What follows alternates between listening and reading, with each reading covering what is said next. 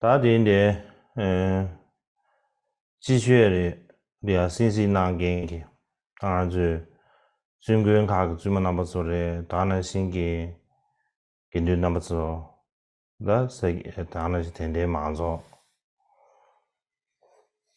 당제바 상으로야 공감상에게 Me gustaría ofrecerles a todos, saludarlos cordialmente a todas las monjas que han participado en las enseñanzas de primavera, como los monjes de la Sangha, y también todos los monásticos y las personas laicas que están escuchando a través del Internet. Bueno, ya hemos completado las enseñanzas de primavera. De hecho, la asamblea de primavera sí ya ha terminado, ha concluido, pero las enseñanzas no han concluido. Y como lo expliqué anteriormente, hasta terminar continuaré con las enseñanzas de primavera. Este es mi compromiso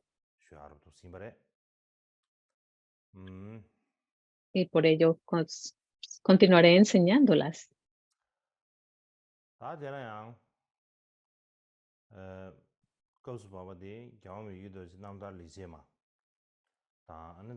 Así que en esta ocasión estamos hablando acerca de los versos autobiográficos de Mikio Dorji, los hechos virtuosos y también las alabanzas.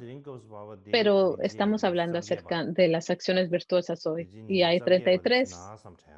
Y hoy voy a hablar acerca del número 28, acerca de la buena acción. Y el otro día,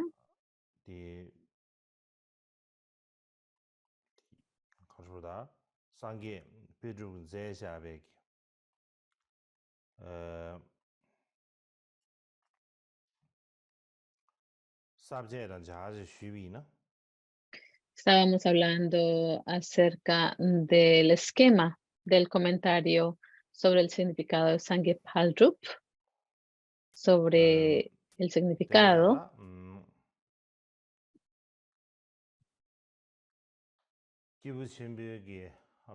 Estamos hablando acerca de el esquema que se encuentra en el pasaje, que se trata de cómo practicó el camino del individuo más grande, Kyevo Shenpo. Esta consta de 3 partes: la intención, despertar la bodhicitta, la acción, meditar en los 2 tipos de bodhicitta, cómo se entrenó en los preceptos de los tipos de bodhicitta, y estamos hablando del tercero. Este tiene 7 subtemas. Hemos hablado del primero, que es cómo se entrenó en las 6 trascendencias, y del segundo, cómo se entrenó en purificar su propio continuum. Y hay más que decir sobre el tercero, cómo se entrenó en los caminos de todos los bodhisattvas. Así que estamos hablando en esta ocasión acerca del tercero, de cómo se entrenó en los caminos de todos los bodhisattvas. Ayer, la vez pasada, hablé un poco acerca de ello, pero todavía falta un poco más por añadir acerca de esta sección.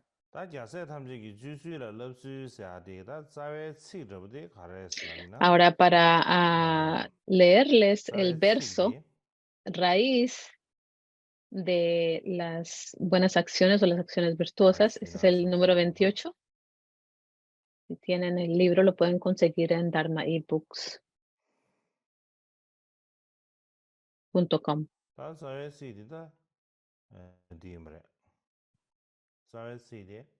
Esta es el verso raíz.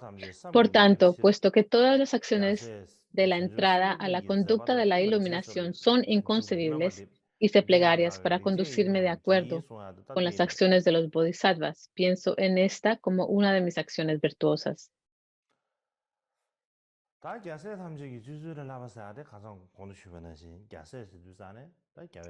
Y estamos hablando de cómo estamos entrenándonos en la vía de los bodhisattvas, que tiene que ver con los hijos y las hijas de los victoriosos y las victoriosas, sea los hijos e hijas del cuerpo, de su palabra y de mente, y los hijos e hijas de su cuerpo es Rahula.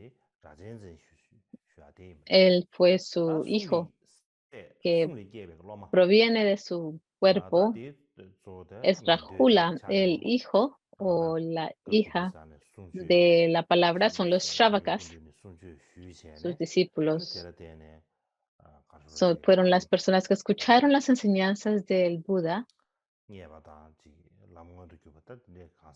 y por ello pudieron encontrar el camino y manifestarse dentro del camino. Y por eso les llamamos los hijos e hijas de la palabra. Y los que son hijas e hijas de su mente son mayormente los que practican la bodhicitta y lo entendemos más que todo como los bodhisattvas. Al hablar acerca de esto, de entrenarnos en la forma o la vía del bodhisattva, de un bodhisattva, desde la antigüedad hasta la actualidad, por ejemplo, en Tibet, el Dharma Mahayana se propagó en Tibet y todo el mundo dijo que querían alcanzar la budeidad, pero para poder alcanzar el estado de la budeidad,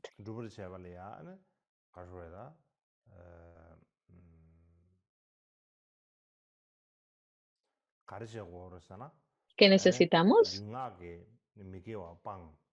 Tenemos que abandonar las acciones no virtuosas de cuerpo, palabra y mente y lograr la virtud.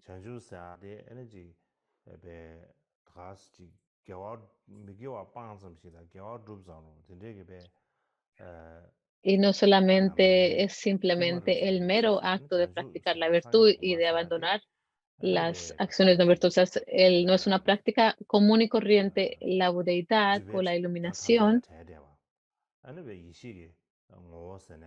es, está libre de todas las manchas, es inmaculada, es una naturaleza completamente inmaculada y de completa libertad. Y es algo que es muy difícil para nosotros, los seres corrientes, llegar a comprenderlo, entenderlo. Es así. Al hablar acerca de las formas en que alcanzamos la budeidad o la iluminación,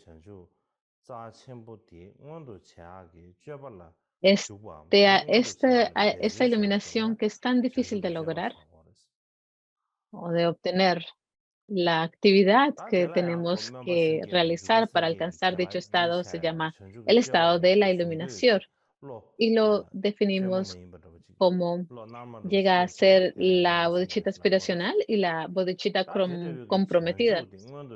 Son las acciones, digamos, adoptar una conducta que manifieste, eso se llama la conducta de la iluminación, la bodhicitta aspiracional. Las acciones de eso son las conductas, la conducta excelente de reunir las vastas acumulaciones, bodhicitta comprometida. Esto es inconcebible.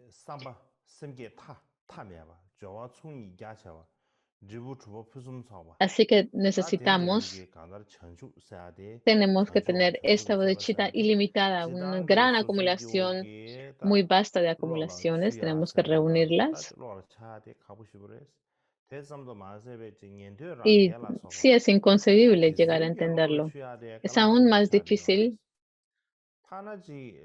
para los Shravakas y los Pratyekabuddhas, es muy difícil para ellos concebirlos. Aún para los Bodhisattvas principiantes, tienen que entrenarse en ellas, son incapaces de comprenderlo al principio o entenderlo al principio, entenderlo por completo. Así que la forma de la conducta excelente y la forma de alcanzar la iluminación son las cosas más grandes que los bodhisattvas de los niveles más altos son los actos que llegan a practicar. Pero al hablar acerca de lo que es la gran iluminación, si no lo entendemos,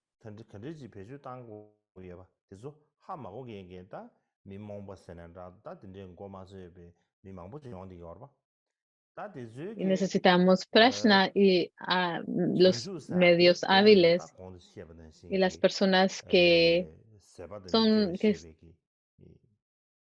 las personas común y corriente no lo entienden. Piensan que es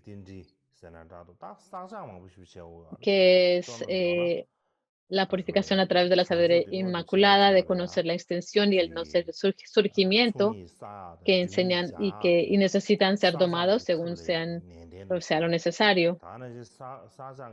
Tienen que purificar los dos oscurecimientos y, y sabemos que no solamente son algunos métodos, sino diferentes métodos, todo tipo de métodos, algo que sea en concordancia con las necesidades de un individuo.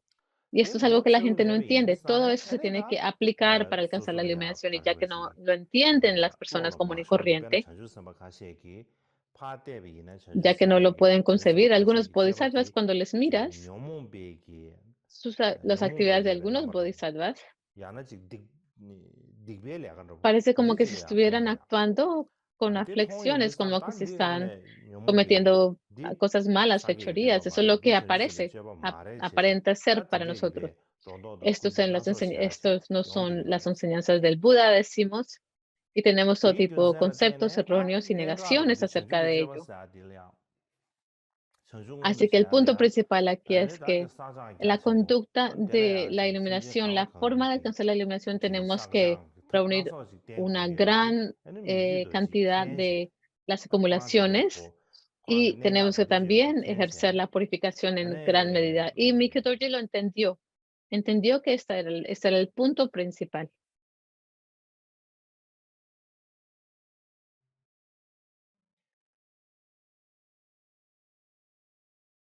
가르쳐다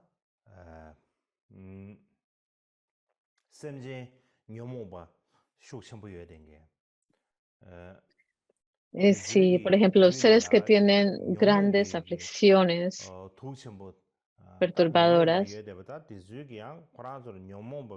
y que tienen esas aflicciones como alguien que tenga un gran deseo o apego a las cosas, digámoslo así. Y hay un antídoto para ello. Y si queremos purificar a todos los seres, los métodos para llegar a domar a los seres es algo que Mikio Dorje tenía tenía gran dominio sobre ello, tenía una gran concepción o entendimiento acerca de ello. Pero lo que algunas personas llegan a entender o pensaron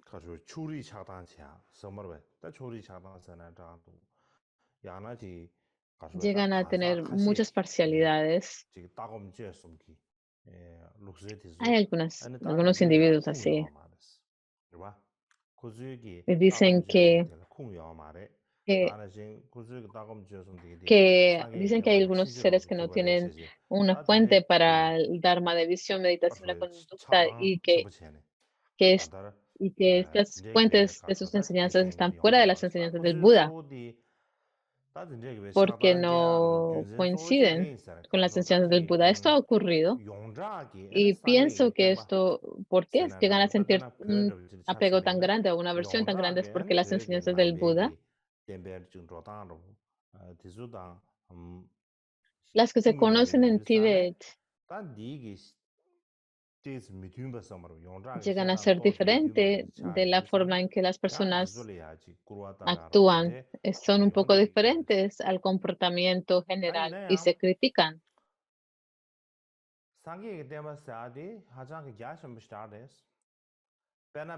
Otros las critican, los que no entienden, pero las enseñanzas del Buda son vastas. El budismo que llegó a propagarse en Tibet no contienen todas las enseñanzas del Buda, porque el budismo llegó a propagarse en muchos países, en muchas regiones, y el budismo que se conoce en Tibet es algo un poco diferente al budismo es un poco diferente a la intención del Buda, no, pero no podemos decir que no está en concordancia con las enseñanzas del budismo. Podemos decir que las enseñanzas se propagaron y que llegaron a propagarse tanto en Tíbet como en otras regiones, pero porque hay tantas enseñanzas tan vastas y tantas en Tíbet, tenemos que tener una vasta mirada de saber de que las enseñanzas del Buda son vastas, pero de todos modos, dentro del contexto de Mikyo Dorje, él tenía una visión vasta, una comprensión muy vasta de las enseñanzas del Buda y tenía una visión no sectariana de las enseñanzas del Buda. Y la razón es porque si podemos llegar a ver eh, las 100 breves instrucciones que él llegó a escribirlas, y si leemos este texto, podemos encontrar que dice,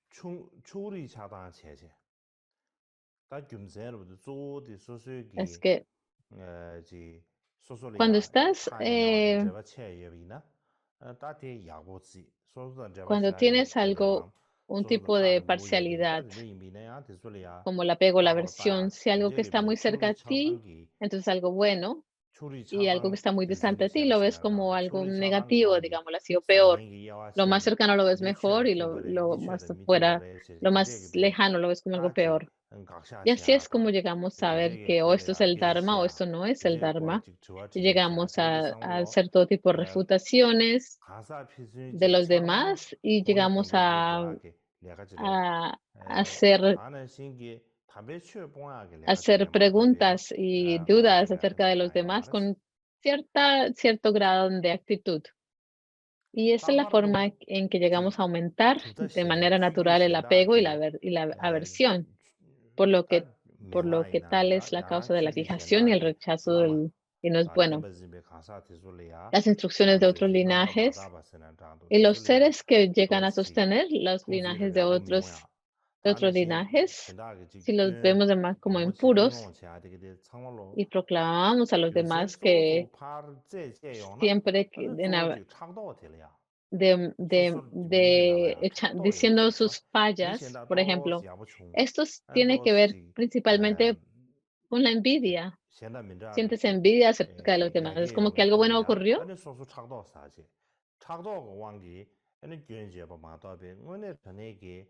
y esa persona, o digamos en mi caso yo, o cualquier otra, que tenemos que ocultar algo que tenemos que mejorar, entonces llegamos a sentir envidia, algo que debemos mejorar, pero lo queremos ocultar. Y de esa manera llegamos a sentir envidia por los demás. Por eso deberíamos de tener una visión no parcial, especialmente si vemos las faltas de los demás, deberíamos de tratar de esconder ellas. Esto es muy importante. Porque vemos las faltas de los demás. Es muy fácil llegar a ver las faltas de los demás y es muy difícil poder percibir nuestras propias faltas. En particular, cuando practicamos el Dharma, cuando somos practicantes del Dharma. Y básicamente, ¿por qué practicamos y por qué llegamos a... Tenemos que girar nuestra visión y virar una visión hacia nuestro interior y tenemos que examinar nuestras propias mentes y cuidar nuestras mentes. Tenemos principalmente que verla, esa es nuestra responsabilidad como practicantes del Dharma, en vez de estar mirando al exterior y lo que los demás están haciendo y estar mirando las faltas de los demás para un practicante del Dharma. Eso es una forma errónea de comportarnos y de dirigirnos. Así que cuando vemos las faltas de los demás, en primer lugar, necesitamos girar esa visión a nuestro interior y ver esa falta de los demás como una señal de la envidia que tienes dentro de ti mismo en tu mente. Y cómo tenemos una tendencia de ver a las personas de manera negativa. Y es porque una persona tiene una falta o es porque tenemos dicha tendencia. Esto es algo que tenemos que tener un poco de duda acerca de ello, de sospecha de que tenemos, de que existe algo en nosotros. Si ni siquiera nos cuestionamos de esta manera y no vemos las faltas de los demás, y inmediatamente llegamos a criticar a los demás. Para un practicante del Dharma esto no es correcto. Si no eres un practicante de Dharma, eso es algo diferente, pero si no lo eres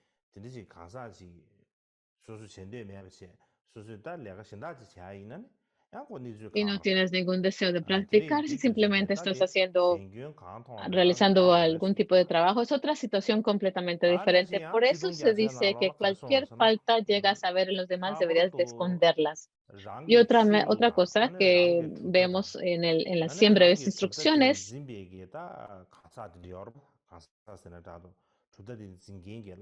que tenemos es nuestra escuela, los seres que llegan a sostener de dicha escuela, las ideas de dicha escuela, y siempre pensamos que por ello, que nuestro lado es bueno, digamos, nuestro bando es bueno y los demás no son buenos.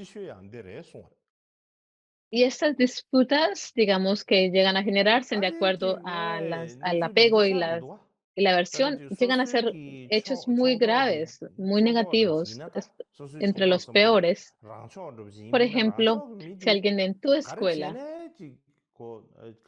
sea lo que lleguen a hacer, y si lo ves como algo bueno, y sea cualquier otra cosa que alguien en otra escuela lo veas, que esté haciendo algo y lo veas como algo negativo, eso es una falta, porque en realidad la forma en que las cosas son no es así, no son así. Es imposible que sea así. No es posible que todo se haga en tu escuela sea bueno y todo lo que se haga en la otra sea malo. Así es como lo vemos. ¿Y por qué? Porque tenemos apego y aversión, apego a lo nuestro y aversión a lo de los demás, a lo externo o ajeno. Así que sea, si nos gusta alguien, o por ejemplo, si nos gusta algo, sea lo que esa otra persona haga, pues siempre se ve bien porque nos gusta esa persona. Algunas veces tenemos que, pues, no tenerle tanto atracción a esa persona o no tenemos que quererla tanta para ver algo inapropiado. Por esta razón, necesitamos ver que tenemos un gran poder de aversión y de apego en nuestras mentes. Esa energía, mm, por ella, debido al poder y también la fuerza de nuestras aflicciones, eso empaña la forma en que vemos las cosas. Y lo primero que tenemos que hacer es, tenemos que dirigir nuestra atención a nuestro propio interior.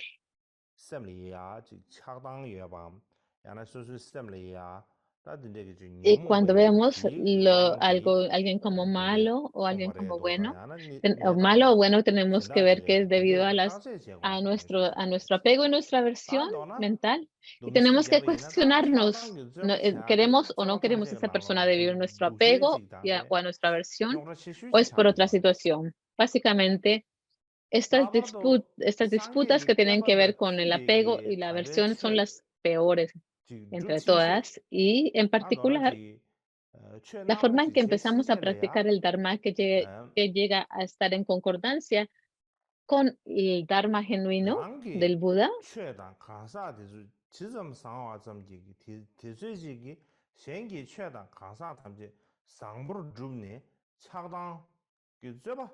tenemos que entender que tal como las personas en nuestra propia escuela actúan, es lo mismo para las personas en otras escuelas cuando ven a sus colegas en su propia escuela. Entonces, si pensamos que que pensamos que nuestra escuela es muy buena y nuestros monjes y nuestros monásticos, nuestras monjas son excelentes y los demás no, pero en realidad tenemos que mirar, examinarlo. ¿Es así las cosas? Y la forma en que llegamos a examinarlo es que sabemos que tenemos nuestras propias escuelas y Dharma, y si los monásticos y los lamas son buenos, ¿cómo llegamos a verificarlo? Si son buenos,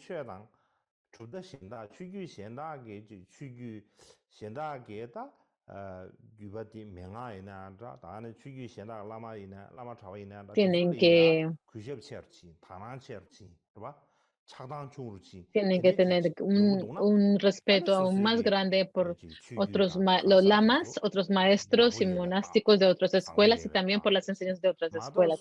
Esta es una señal de que las personas en tu propia escuela son buenas y que son buenos practicantes. Si es que tu propia escuela no se lleva bien con otras escuelas o no tienen puntos en común y tienes muchas brechas, de hecho, como si hubieran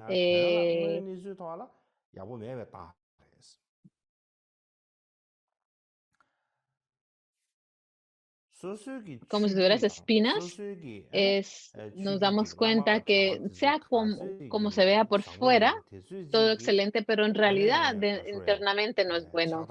Sea cuán buenos que sean los monásticos y los lamas de tu propia escuela, sus aflicciones y sus apegos deberían de reducirse y tener un punto de vista más puro y de hecho tener más respeto hacia los demás. De lo contrario, lo que las personas llegan a entender o pensar es que tu propio lado sí es muy bueno y tu escuela es muy buena. Y una de las razones del por qué dicen es que somos excelentes.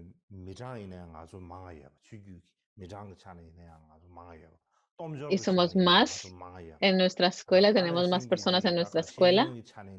De acuerdo a nuestro poder y nuestros recursos, son más grandes, tenemos una mejor educación y pensamos que como que superamos a las otras escuelas. Y las personas de las otras escuelas dicen, estas otras personas ni siquiera pueden abrir sus ojos y vernos. Así es como lo vemos algunas veces. Algunas veces vemos que nuestras escuelas son buenas y que nuestra escuela tenemos que probarla y que para probar o comprobar que nuestra escuela es buena, tenemos que decir que las demás son malas. Pero esto no está de acuerdo con el budismo ni tampoco está en concordancia con las enseñanzas del Buda.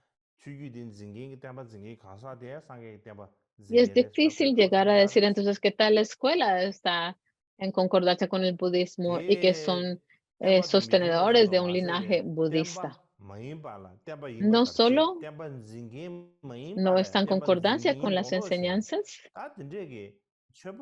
es como llegar a fingir o pretender que son una escuela,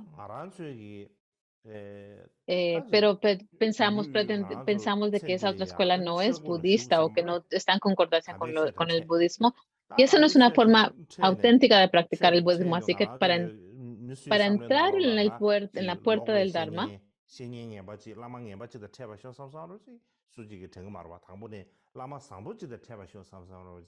nadie piensa, voy a encontrarme con un maestro que no es auténtico o con las enseñanzas que no son auténticas. Nadie piensa eso. Todos queremos llegar a encontrarnos con un linaje bueno, recibir buenas instrucciones y demás. Estas son nuestras inspiraciones y nuestra esperanza. Nadie va a querer va a querer para ellos mismos encontrar un Dharma no genuino o auténtico cuando están entrando en el portón del Dharma. Y una de las razones de por qué tenemos que encontrar a el Dharma genuino y un Lama auténtico, la razón es porque para poder pacificar nuestras disputas que tienen que ver con la aversión y el apego.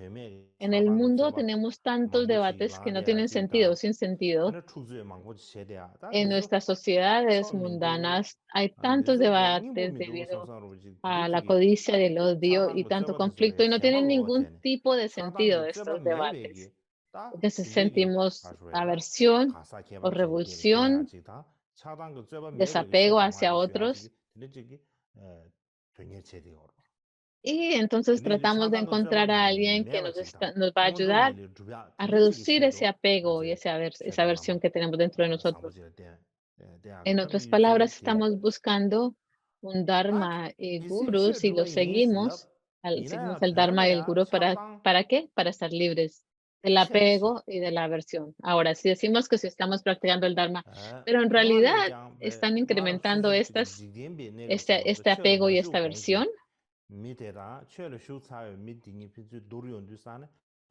si el individuo antes de entrar al Dharma y después de entrar en el Dharma, digamos, si anteriormente era una persona muy gentil, amable, no tenía mucho apego ni aversión, pero después de entrar en el Dharma llega a convertirse en una persona muy sectariana que dice, este es mi Dharma, este es mi guru.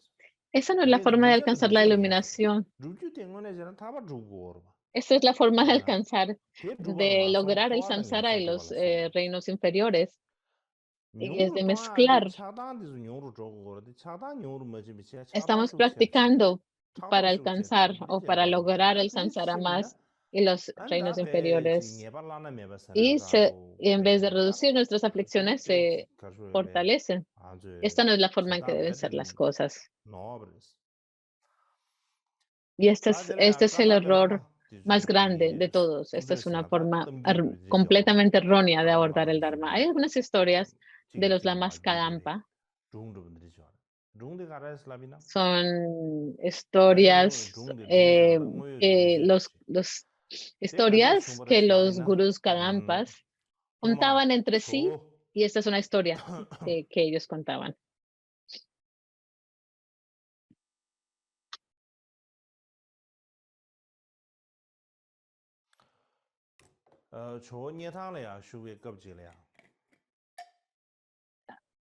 Cuando Joe Atisha se encontraba en Nientang,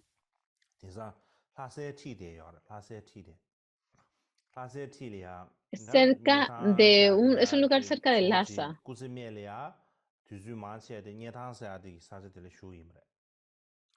Y en la última parte de su vida, Joe Atisha se quedó principalmente en esta área, en la región de Nientang. Y entonces los lamas que estaban a su alrededor tenían grandes, digamos, reuniones acerca del Dharma, encuentros con el Dharma, y invitaron a Atisha. Estos eran los lamas que eran de ese lugar. Y entonces Atisha estaba feliz, va a haber un encuentro de Dharma, voy a ir a la reunión del Dharma para observar. Atisha fue. Y cuando él fue, en el momento en que llegó al encuentro del Dharma,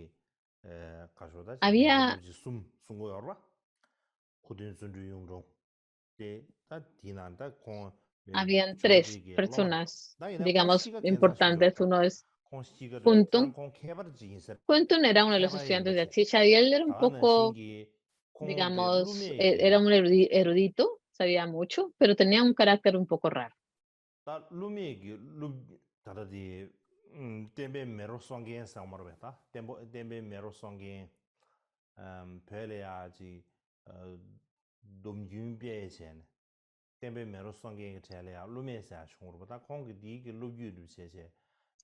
Y hay otra persona que se llamaba Lume. Esta es la historia de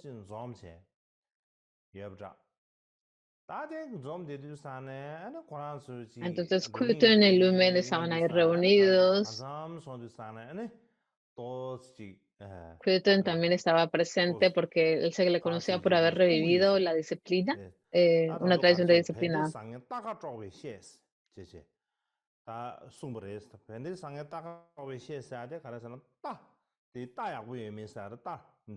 Parece que tuvieron una discusión y entonces lo que dijo Kuntun, dijo, uno sabe si los monjes y los caballos son buenos o malos por sus bocas.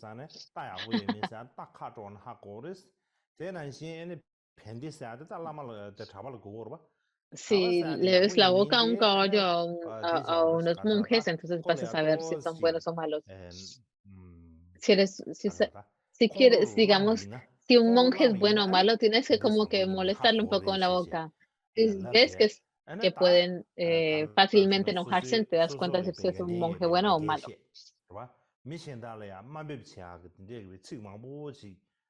Y las personas que le escucharon pensaron que tenían cualidades y que él estaba haciendo algo, que él había dicho algo negativo. Y al final la discusión se convirtió en algo como en un conflicto y todas las personas que estaban ahí, que se pensaban que son obvio mejor o más bueno, empezaron a compararse el uno al otro y empezaron como a tener una discusión en vez de tener una charla, una discusión un poco conflictiva. Y llegaron a un punto en que tal vez se iban a dar puñetazos. Y entonces Kutum estaba ahí, parte de todo eso, y Joe Tisha se sintió mal y se fue, regresó a Ñetan. Se levantó y se marchó. Más tarde, en el segundo día, sus asistentes le dijeron, vas a ir a la reunión de Dharma, y Joe Tisha dijo, no, tal vez Trump Tumpa también le preguntó, ¿continúas, quieres regresar a ese encuentro de Dharma? Y Joe Tisha respondió que no quiero ir.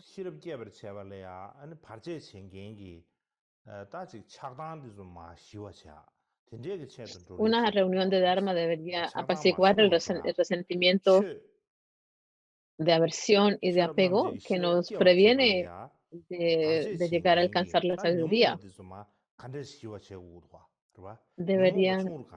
Tenemos que ver cómo podemos llegar a reducir estas aplicaciones que oscurecen la verdadera sabiduría, que nos previenen de obtenerla.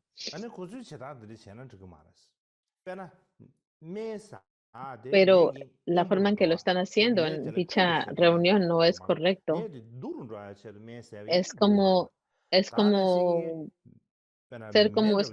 utilizar la medicina para un remedio en vez de utilizarla como un remedio, se convierte en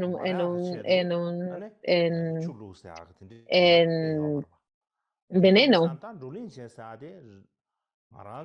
Es como el agua, el antídoto es como el agua que apacigua un fuego, pero no usas un fuego para reducir un fuego. Debería de reducir nuestras aflicciones y nuestras ilusiones. Y si es lo que estamos haciendo, es como que estás utilizando el agua, la conviertes en aceite y entonces la echas al fuego. Es como hacer que un antídoto se convierta en un veneno. Y lo están haciendo todo completamente mal. En vez de que la medicina llegue a curar la enfermedad, es como que la medicina está haciendo que la enfermedad se engrandezca aún más. Y así es como las cosas, o se agudice. Y en esa historia, en ese momento, Joe contó una historia, Joe Atisha, que en el pasado, en el Vinaya se habla acerca del Dharma, de pacificar a los discípulos. Y hay diferentes métodos para disipar las disputas. Y estas se encuentran en el Vinaya. Y entonces en el pasado había un bhikshu que practicaba algo así, por lo parecido. Y era una persona que practicaba estos métodos para pacificar las disputas basadas en el Dharma, en el Vinaya. Y él iba a la orilla de un río y le ofrecía tormas a los nagas. Esto era para el beneficio de los nagas principalmente. Y normalmente los nagas o las serpientes nagas venían a aceptar las tormas, y el naga y los nagas le ofrecían limosnas, las limonas. Pero más tarde,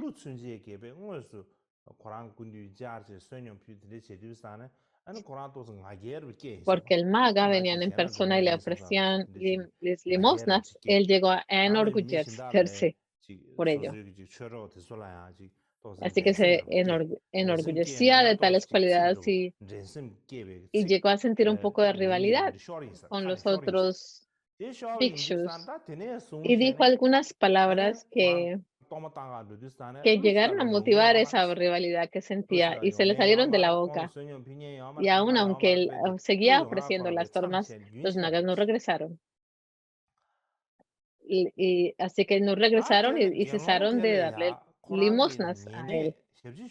Así que ese bhikshu tenía un novicio que era como su asistente y ese novicio tuvo un sueño. Soñó, soñó que un dios le decía, tu bhikshu solía tener una mente pacífica y estaba muy pacificado. Por lo tanto, cuando daba tormas, eran capaces de aceptarlas y comérselas los nagas. Y también los nagas le daban ofrendas a él o a limosnas. Pero más tarde, cuando el bhikshu se empezó a sentir un poco orgulloso de ello y empezó a sentir más rivalidad por los demás, y corrientemente él no era tan pacífico como antes, y entonces los nagas se asustaron porque tenían tal vez un poco de telepatía o clarividencia y pudieron ver y tuvieron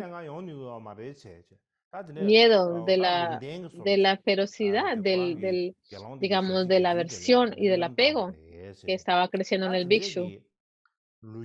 Y fueron incapaces de aceptar realmente los tormas y ofrecerles limonas. Esto fue un sueño que tuvo el novicio como una profecía. Así que Atisha llegó a utilizar como un ejemplo, esta historia como un ejemplo de cómo deberíamos de abandonar lo que son los apegos y las aversiones. Así que en breve, al pensar sobre otros maestros, otras tradiciones de las enseñanzas, deberíamos de abandonar la práctica de alabarnos a nosotros mismos y criticar a los demás, o alabar a nuestra escuela y criticar a las demás. Nunca deberíamos de actuar de esa manera. Y la causa principal de la forma en que llegamos a romper un voto de bodhisattva es tener disputas que están basadas en la codicia y la envidia y el apego y la aversión. Esas son las razones principales por qué llegamos a romper nuestros votos bodhisattvas de bodhisattva, y en particular como budistas, digamos, de acuerdo a nuestro budismo tibetano. Si tenemos algunas disputas por ello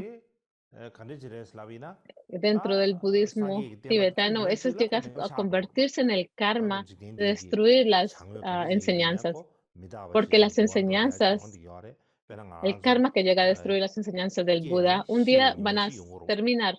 Como todo es impermanente, transitorio. Por ejemplo, un día nacemos y un día va a llegar un día en que vamos a nacer. Igualmente, al nacer un día va a llegar en que vamos a nacer. De la misma manera, las enseñanzas del Buda surgió y en algún momento va a cesar. ¿Y cuáles son las causas para que las enseñanzas del Buda terminen o se destruyan o cesen o desaparezcan?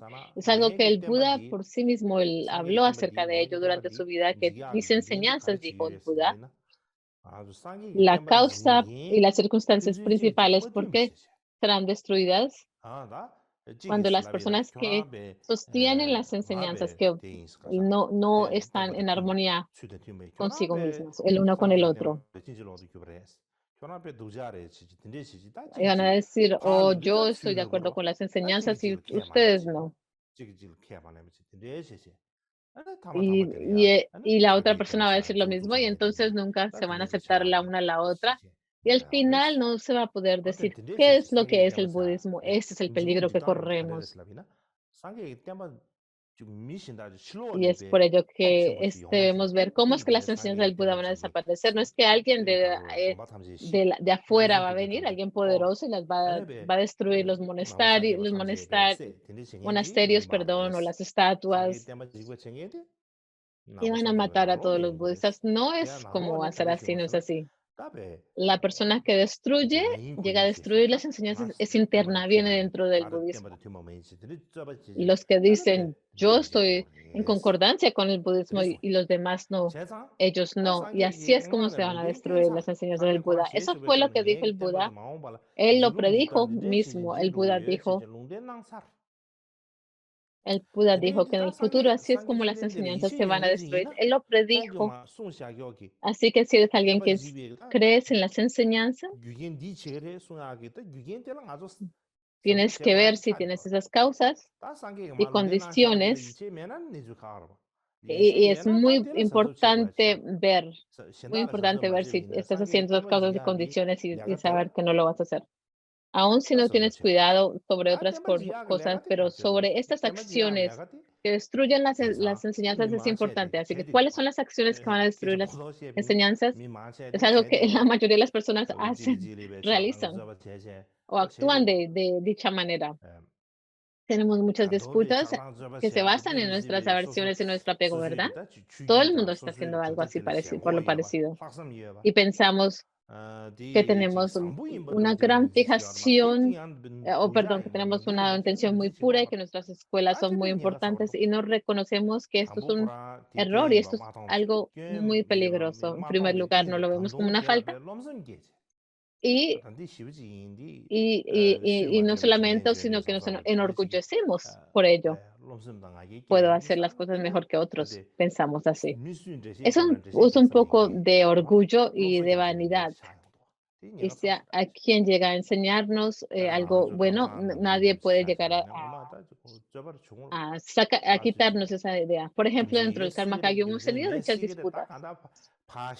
Es posible que haya razones o que no hayan razones, pero un lado dice algo y el otro lado dice la otra cosa. Y cuando hablamos al principio, lo que llega a ocurrir es que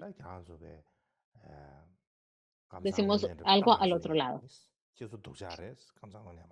y que somos el Kamsan verdadero y ustedes no son malos, ustedes no son el Kamsan verdadero, y el otro lado está diciendo lo mismo, y al final lo que ocurre es que no podemos aceptar lo que el uno y el otro dice, y al final no es nadie que pueda puede decidir o entender quién es el Karma Kamsan, porque ninguno de los dos lados lo acepta.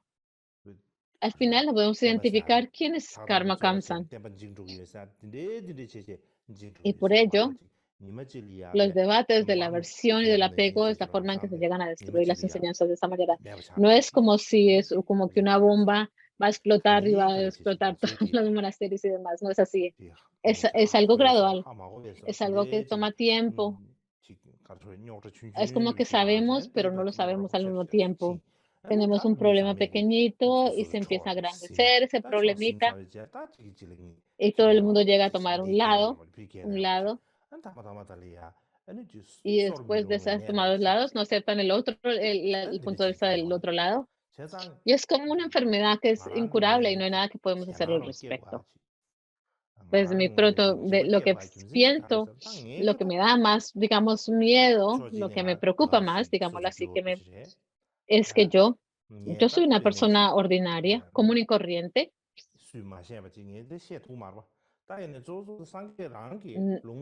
No estoy diciendo que sé cosas que otras personas no sepan, pero el Buda mismo lo predijo, que estas disputas basadas en la aversión y el apego son lo que van a destruir las enseñanzas. No hay otra cita, no hay otro consejo que pueda dar acerca de ello. Es por eso que tenemos que tener mucho cuidado dentro de la vida propia de Mikio Dorje. Él vio que dichas disputas basadas en el apego y la aversión eran muy dañinas y tenía mucho cuidado, era muy cuidadoso. Si lo leemos en las 100 instrucciones breves, podemos leerlo, verlo. ¿Cuán cuidado él tomó acerca de ello? Y no hay mucho que puedo decir más que sea mejor que lo que él dijo. Me parece que, bueno, este es un buen punto para dejarlo aquí por ahora. Algo que me gustaría añadir